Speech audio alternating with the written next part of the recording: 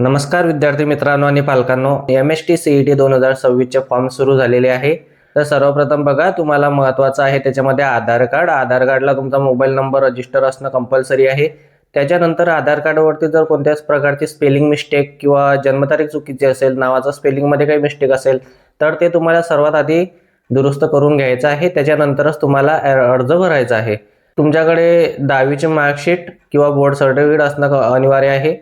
नंतर जर तुम्ही कास्ट कॅटेगरीमध्ये येत असाल तर कास्ट सर्टिफिकेट, कास्ट व्हॅलिडिटी जर काढायला टाकलेली असेल तर काढायला टाकल्याची पावती, आणि जर तुम्ही OBC, VJT, SBC कॅटेगरीमध्ये असाल तर तुम्हाला नॉन क्रिमिनल प्रमाणपत्र आवश्यक आहे। कास्ट सर्टिफिकेट हे कंपल्सरी आहे। नॉन क्रिमिनल आणि कास्ट व्हॅलिडिटी हे कंपल्सरी नाहीये। जर तुमच्याकडे असेल तर ते आणायची, नसेल तर पावती आणायची, आणि पावती पण नसेल तर ते तुम्ही फॉर्म भरल्यानंतर पण काढायला टाकू शकता।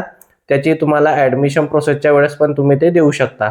पासपोर्ट फोटो हा व्हाईट बॅकग्राऊंडचाच पाहिजे। तुमचा ईमेल ID, नंतर आधार रजिस्टर मोबाईल नंबर, अपार ID। हा अपार ID आपण कसा काढायचा तर ते फॉर्म भरताना आपण काढू शकतो। अपार ID काढण्यासाठी काय काय प्रोसेस करावी लागते त्याचा सविस्तर व्हिडिओ आपल्या यूट्यूब चॅनलवरती दिलेला आहे, तो आपण बघायचा आहे।